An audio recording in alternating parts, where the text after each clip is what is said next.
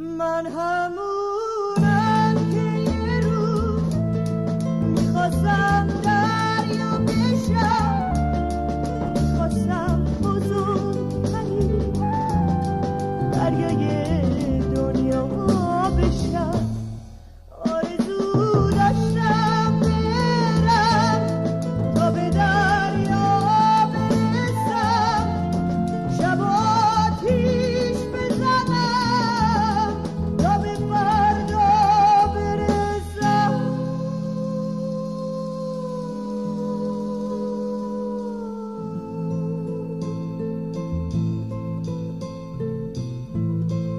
اولش چشمه بودم زیر آسمون پیر، اما از وقت سیاه راهم